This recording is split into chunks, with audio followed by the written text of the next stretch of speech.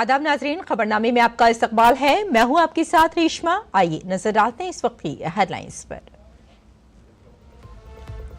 आज मुल्क भर में नौजवानों का कौमी दिन मनाया जा रहा है। वजीर आजम नरेंद्र मोदी नई दिल्ली में विकसित भारत यंग लीडर्स डायलॉग में नौजवानों के साथ करेंगे बातचीत।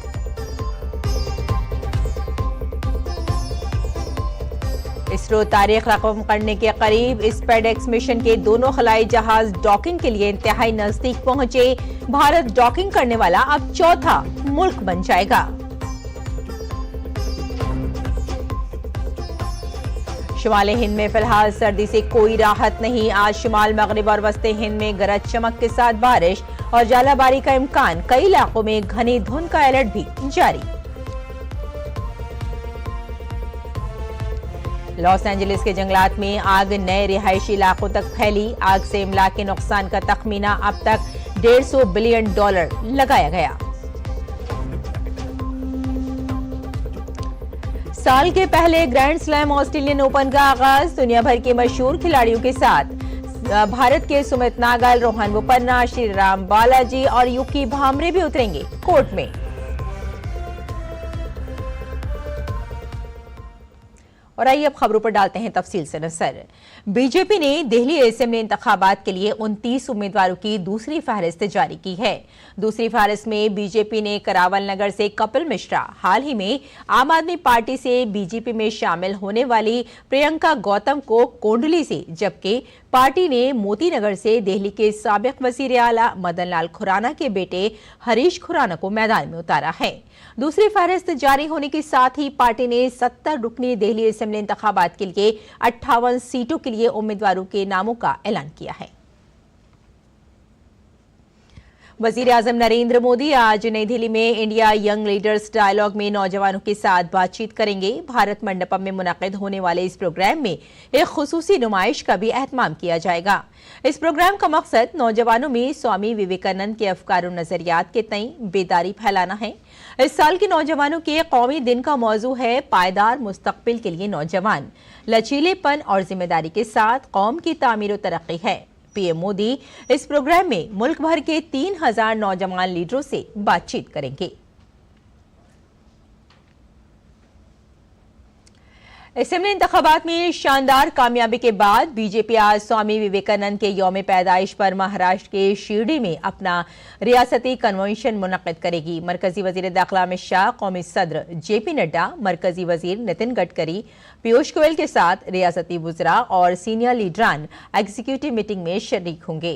कन्वेंशन में महाराष्ट्र भर से बीजेपी के 10,000 से ज्यादा ओहदेदार और कारकुनान भी शरीक होंगे।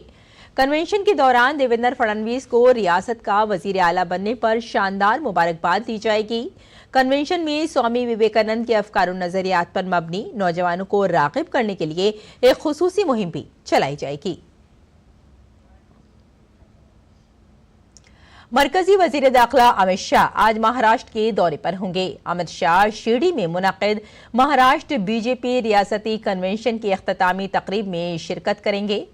इसके साथ ही मरकजी वजीर दाखिला अमित शाह शानी शंगनापुर मंदिर और शिरडी साईं बाबा मंदिर का दौरा करेंगे और पूजा करेंगे। मरकजी सकाफत और सियाहत के वजीर गजेंद्र सिंह शेखावत आज शाम महाकुंभ मेले के इलाके में कलाग्राम का इफ्तिताह करेंगे। इसके बाद गजेंद्र सिंह शेखावत मीडिया से भी खिताब करेंगे। कलाग्राम महाकुंभ मेले के इलाके नागा वासुकी में भारद्वाज रोड पर 10 एकड़ से ज्यादा रकबे पर मुहित एक सकाफती मुकाम है, जहां भारत के रूहानी और सकाफती विरसे की नुमाइश की जाएगी। इसका मकसद भारतीय फनो सकाफत और रिवायात को एक लाइव प्लेटफॉर्म फराहम करना है।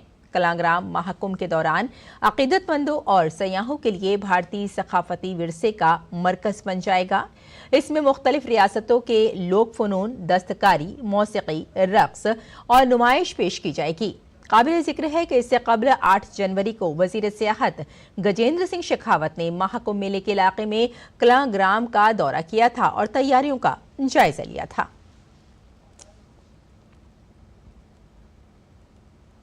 प्रयागराज में महाकुंभ कल पौष पूर्णिमा को पहले अमृत स्नान के साथ शुरू होगा। इस अज़ीम-उश-शान तकरीब की तमाम तैयारियां मुकम्मल कर ली गई हैं। महाकुंभ का इनेकाद 12 साल के इंतजार के बाद होता है।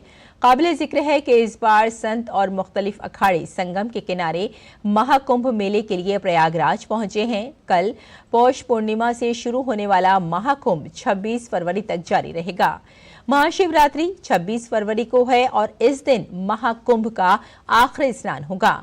महाकुंभ के लिए प्रयागराज में मुख्तलिफ मकामात पर घने जंगलात तैयार किए गए हैं ताकि शहर में आने वाले लाखों अकीदतमंदों के लिए साफ हवा और सेहतमंद माहौल को यकीनी बनाया जा सके।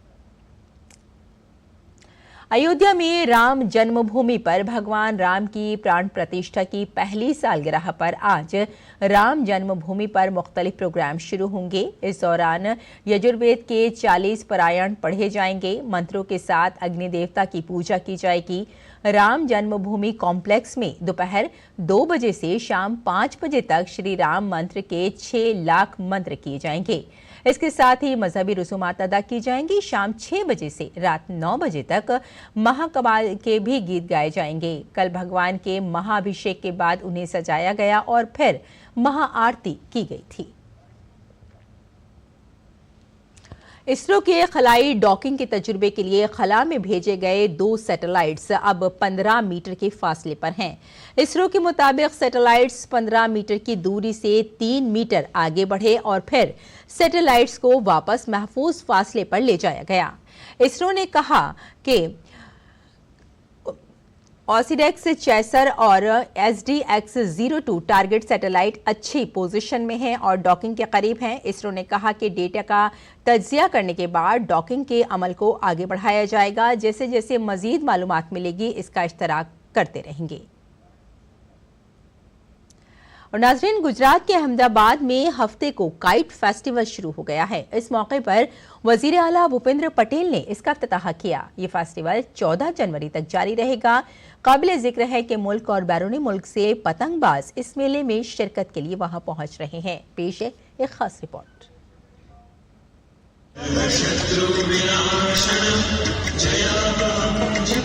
अहमदाबाद में रंगारंग प्रोग्रामों के साथ इंटरनेशनल काइट फेस्टिवल का आगाज हो गया है। साबरमती रिवर फ्रंट पर 11 जनवरी से 14 जनवरी तक जारी रहने वाले इस काइट फेस्टिवल का इफ्तिताह वजीर आला भूपेंद्र पटेल ने किया। दुनिया भर के 47 ममालिक से 143 पतंगबाज इसमें हिस्सा लेने के लिए अहमदाबाद पहुंच चुके हैं। उत्तरायण के त्यौहार तक मनाए जाने वाले इस फेस्टिवल में मुल्क भर से कई लोग पतंगें लेकर आए हैं। कई देशों के लोग यहाँ पर पतंगबाजी में हिस्सा लेने के लिए आए हैं अंतर्राष्ट्रीय काइट फेस्टिवल में। उसके साथ ही भारत की टीम यहाँ हमारे साथ मौजूद है। देश के कोने कोने से पतंगबाज यहाँ पर आए हुए हैं अहमदाबाद में पतंग उड़ाने के लिए।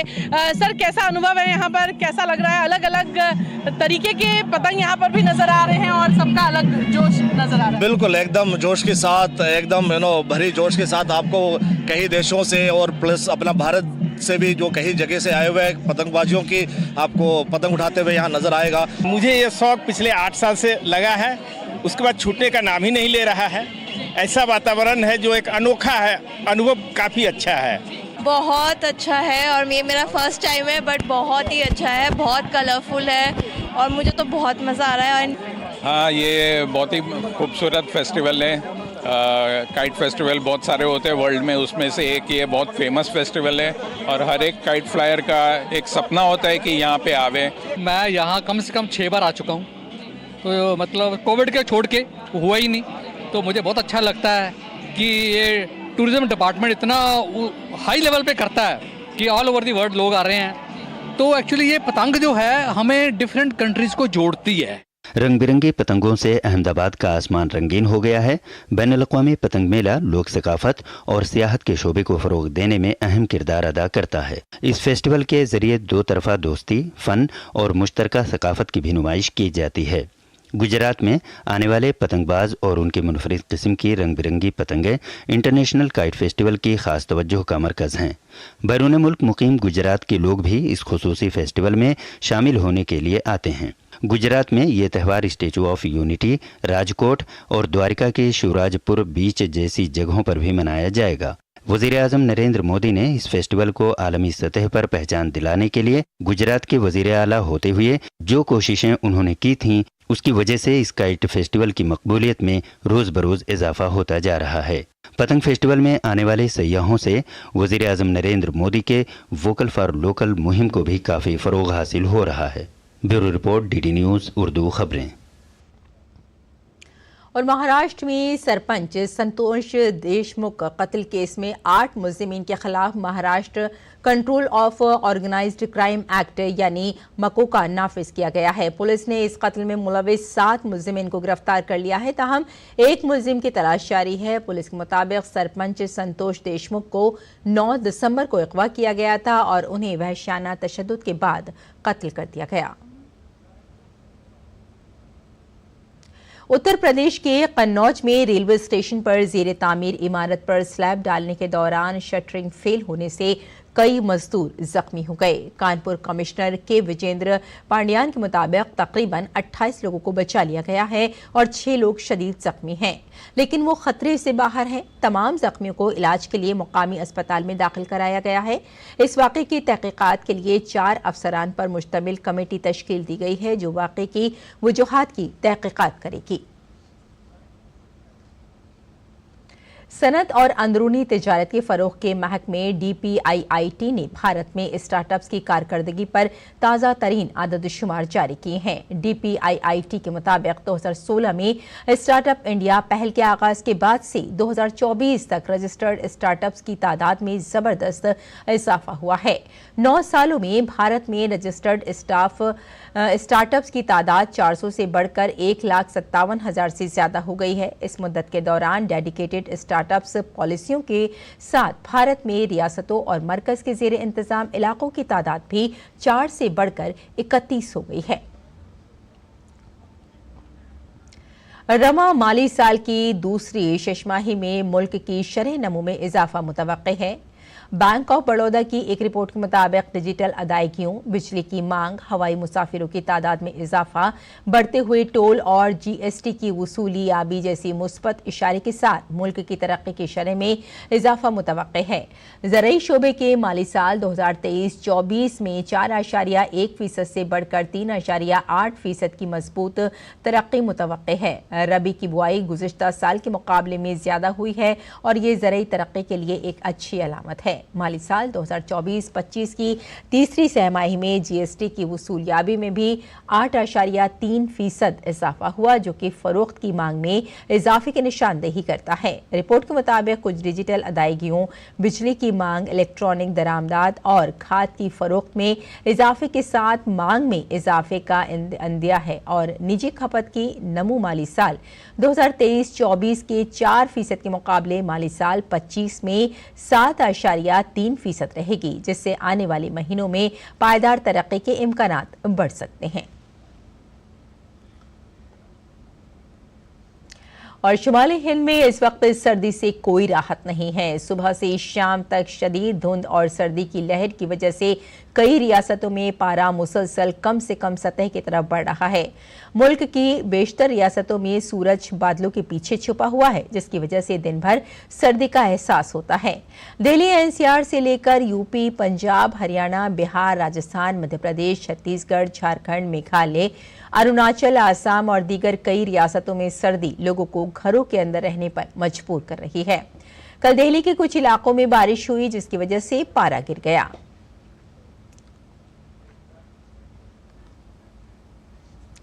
और मुल्क की राजधानी दिल्ली में यौम जमहूरिया की तैयारियां जोरों शोर से जारी हैं। इस दौरान दिल्ली में सिक्योरिटी के सख्त तरीन इंतजाम किए गए हैं। यौम जमहूरिया के मौके पर एक तरफ राजपथ पर भारत की स्ट्रेटेजिक सलाहियत का खूबसूरत मंजर देखने को मिलेगा, तो दूसरी तरफ राष्ट्रपति भवन में मुनक्किद होने वाली तकरीब एट होम रिसेप्शन सबकी तवज्जो का मरकज बना हुआ है। पेश है एक खास रिपोर्ट। दारुल हुकूमत दिल्ली में यौम जमहूरिया की तैयारियां जोरों शोर पर हैं। तारीखी राजपथ एक बार फिर से हिंदुस्तान की स्ट्रैटेजिक ताकत, उसके सिपाहियों की बेमिसाल बहादुरी और नई तकनीक का मुशाहिदा करने के लिए पूरी तरह तैयार है। 76वें यौम जमहूरिया के मौके पर राष्ट्रपति भवन में एट होम रिसेप्शन प्रोग्राम का इनेकाद भी किया जाएगा। इस बार हम एक नई रिवायत का मुशाहिदा करने जा रहे हैं। दरअसल इस बार के एट होम रिसेप्शन प्रोग्राम में आने वाले मेहमानों के लिए खुसूसी दावती कार्ड तैयार किए गए हैं। National institute of design Bengaluru की तरफ से डिजाइन करदा इस दावती कार्ड में जनूबी हिंद के फन और सकाफत को खूबसूरती से कैद किया गया है। इस बार एट होम रिसेप्शन एक नए रिवायती अंदाज का मुशाहिदा करेगा। मेहमानों के लिए हस्बे जरूरत दावतनामे national institute of design Bengaluru ने दावतनामे तैयार किए। So the theme of this year's Republic Day at Home is southern part of India, which should reflect the tradition, culture, material, craft, everything. So the entire design was focused on that. 76वें यौम जमहूरिया की theme पर मबनी ये दावती card institute के तलबा ने बहुत ही महारत से तैयार किए हैं। दावती कार्ड हिंदुस्तानी दस्तकारी और रिवायती फन का एक बेहतरीन नमूना है। जिस बॉक्स में ये भेजा जा रहा है वो मुकम्मल तौर पर माहौल दोस्त है। इस बॉक्स पर जनूबी हिंदुस्तान की मुख्तलिफ रियासतों और मकामात के रिवायती अंदाज और मसनूआत के नक़ूश मौजूद हैं। बॉक्स को कामकारी के अंदाज में तिरंगे की थीम से सजाया गया है। इस निमंत्रण को हम लोग के निमंत्रण से ज़्यादा क्या कर सकते हैं और किस तरह का वैल्यू ऐड कर सकते हैं, तब हम लोगों ने एग्जिबिट्स वगैरह को और इंक्लूड करना शुरू किया, जिससे कि निमंत्रण को और वैल्यू मिले और निमंत्रण सिर्फ एक कार्ड की बजाय एक कलेक्टेबल भी बन सके। राष्ट्रपति भवन में आने वाले मेहमानों के लिए बनाया गया ये खुसूसी दावतनामा खास तौर पर डिजाइन किया गया है। दावती कार्ड का डिब्बा बांस से बना है, जिस पर राष्ट्रपति भवन की तस्वीर कुंदा है। बॉक्स के अंदर एक ब्राउजर है जिसमें दस्तकारी के बारे में मुकम्मल मालूमात भी मौजूद हैं, ताकि मेहमान जनूबी हिंद की कीमती सकाफत से रूबरू हो सकें। बॉक्स के अंदर आंध्र प्रदेश के अंदाज में खूबसूरती से तैयार की गई गुड़िया का एक जोड़ा भी है जो केरल में बनी है। एक बुकमार्क, कांजीवरम सिल्क का एक छोटा सा पाउच, गंजीफा आर्ट की एक कलाकृति और पोचमपल्ली का मशहूर हाथों से बुना कपड़ों का खूबसूरत पेंसिल पाउच भी रखा गया है। We got to work with all these artisans and got to know how intricate and delicate this work is. Got to experience that. I'm really happy to be a part of this project. In this era of digital invitations, I see that value of human touch in each invitation, and it was a really great experience working with a project with national importance. हिंदुस्तानी महकमा डाक को मेहमानों को at home reception दावतनामे बाइज्जत तरीके से पहुंचाने की जिम्मेदारी सौंपी गई है। प्रोग्राम में शिरकत करने वाले मुल्क के मुंतखब मेहमानों को 26 जनवरी की शाम का इंतजार है, जब राष्ट्रपति भवन में 76वें यौम जमहूरिया के मौके पर नाकाबिले फरामोश लम्हात का मुशाहिदा किया जाएगा। Bureau report, DG news.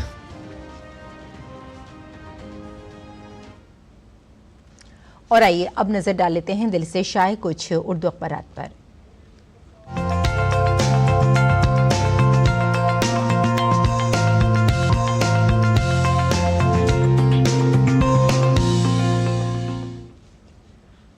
तो नाज़रीन, अखबारात के जायजे में उन सुर्खियों पर नजर डालते हैं जिन्हें ज्यादातर अखबारात ने अपनी सुर्खियों में जगह दी है।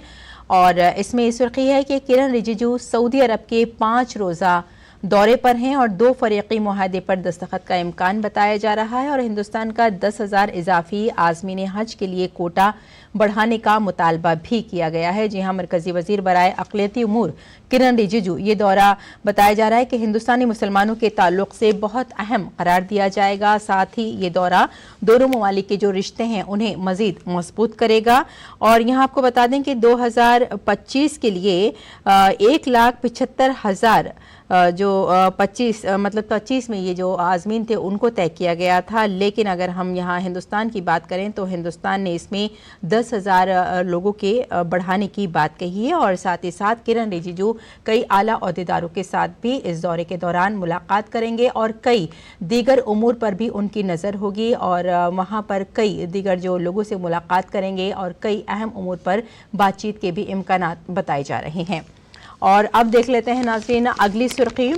शुमाली हिंद में शदीद ठंड और कोहरा, परवाज़ें और ट्रेनें भी मुतासिर बताई जा रही हैं। जहाँ इस वक्त सर्दी से कोई राहत मिलती हुई नज़र नहीं आ रही है। सुबह से शाम तक शदीद धुंध और सर्दी की लहर की वजह से कई रियासतों का जो पारा है वो मुसलसल गिरता जा रहा है। और साथ में ये भी बताया जा रहा है कि दिल्ली एनसीआर से लेकर यूपी, पंजाब, हरियाणा, बिहार, राजस्थान, मध्य प्रदेश, छत्तीसगढ़ और झारखंड, मेघालय, अरुणाचल, असम और दीगर कई रियासतों में लोगों को बहुत ज़्यादा परेशानी का सामना करना पड़ रहा है इस ठंड की वजह से। और साथ ही साथ कुछ परवाजें और ट्रेनें भी मुतासिर बताई जा रही हैं। अगर हम बताएं आपको कि जो 150 परवाजें हैं वो तकरीबन ताखीर से चल रही हैं और साथ ही साथ 33 से ज़्यादा ट्रेनें दिल्ली से देर से चलेंगी, जबकि 100 से ज़्यादा ट्रेनें ताखीर से चलने के इम्कानात बताए जा रहे हैं।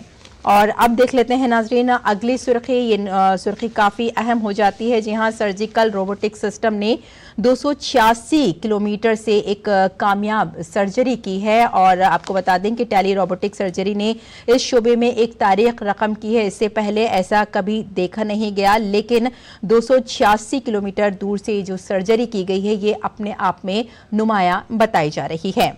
और आइए अब देख लेते हैं नाजरीन अगली सुर्खी। ये सुर्खी भी नाजरीन काफ़ी अहम हो जाती है। इसे भी ज़्यादातर अखबारात ने अपनी 6 सुर्खियों में जगह दी है। बीजेपी की दूसरी लिस्ट जारी, 29 उम्मीदवारों का ऐलान।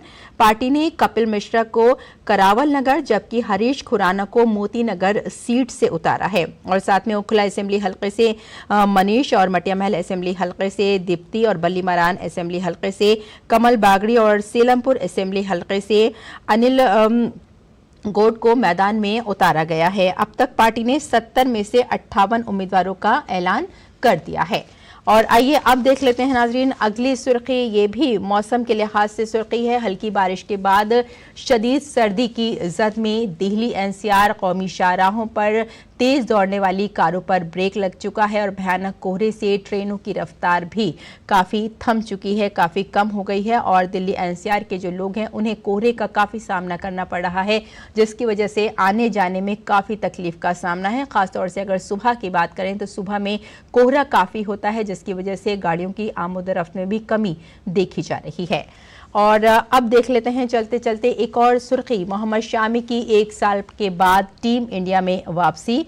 बुमराह, सिराज को इंग्लैंड की T20 सीरीज से काफ़ी आराम और अक्षर पटेल नायब कप्तान और पंत इसमें आउट बताए जा रहे हैं। तो नाज़रीन ये था अखबारात का मुख्तसर जायजा। और आइए अब लौटते हैं बुलेटिन की जानिब, कुछ और खबरों पर नजर डाल लेते हैं। अमेरिका के शहर लॉस एंजलिस में जंगल की आग ने खौफनाक शक्ल इख्तियार कर ली है। लॉस एंजलिस में जंगल की आग 1000 एकड़ तक फैल गई है। इंतबाह दिया गया है कि आइंदा 72 घंटों में मौसमी हालात मजीद खराब होंगे और आग मजीद शिद्दत इख्तियार कर सकती है। आग लगने से अब तक 13 अफराद हलाक हो चुके हैं। एक अंदाजे के मुताबिक आग से $150 अरब का नुकसान हो सकता है।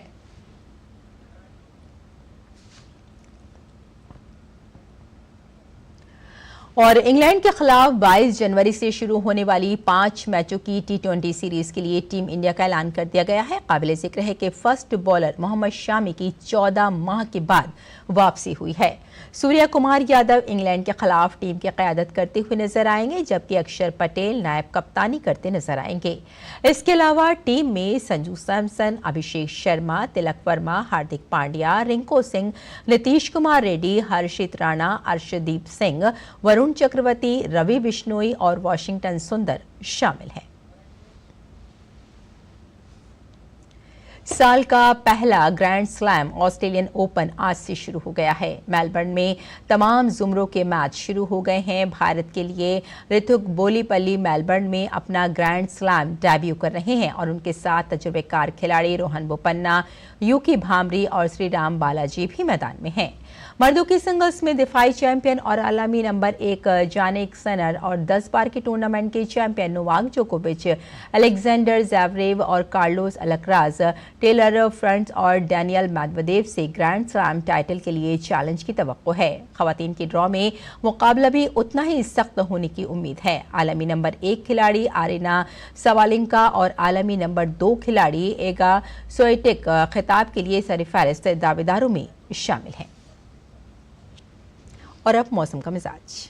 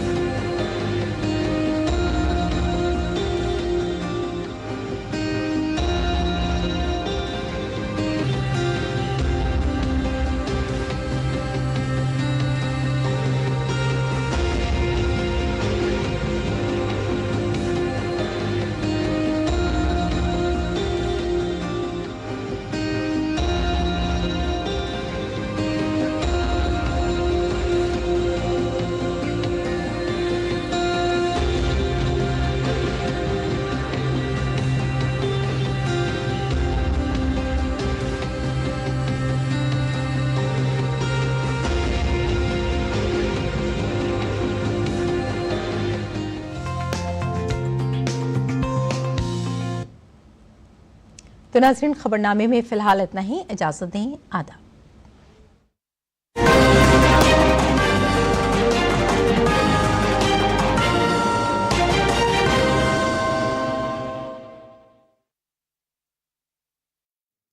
मैं हैरान हूं, स्पेस